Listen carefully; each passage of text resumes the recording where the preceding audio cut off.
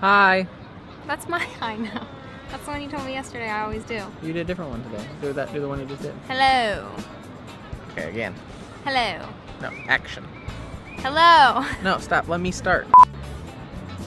As you can tell, we have made it to Paris. This is the Tour de Eiffel right behind us.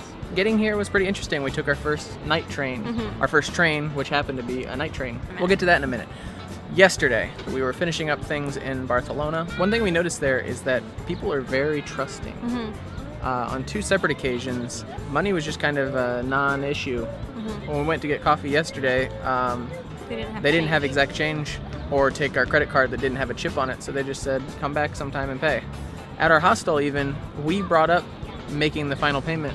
So we'd already stayed there 2 nights. We stayed there 2 nights before any money was exchanged. So, Spain and Barcelona, very laid back, very cool, liked it a lot. After cafe, we went to the train station. The train station to activate our tickets. It's EN 475, Paris, France. Oh yeah, do you have a sleeper, Couchette?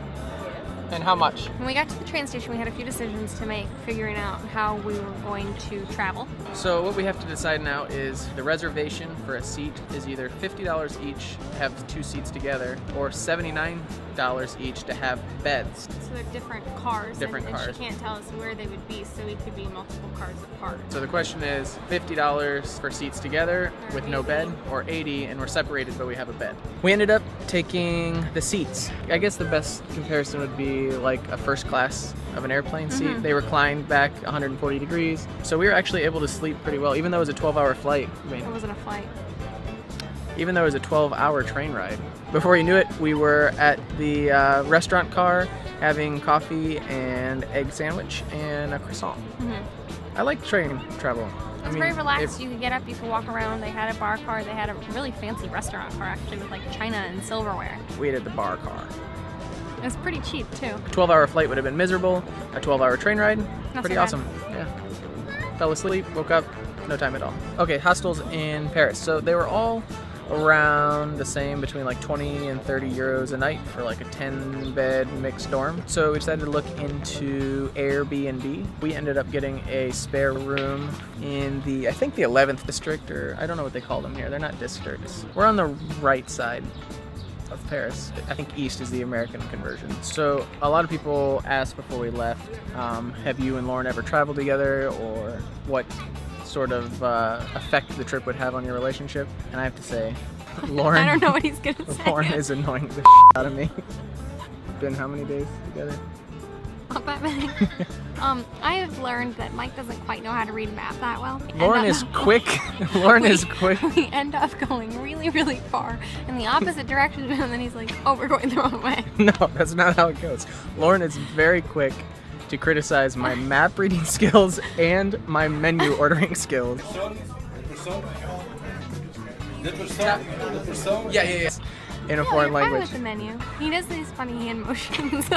But yet she has not once he keeps opened the map for me. or ordered something off a menu. He won't give me the map. That wasn't a street sign though. Yes, the one time that she said, let me see the map. She's like, that's Republica right there. And I'm like, okay, let's take that. Yes. Then what happened? That's not what happened. We had a hard time finding our apartment this morning. It was rough this morning. But I would have been able to find it if I had just been given the map. I gave you the map. You said Republica. We took that way.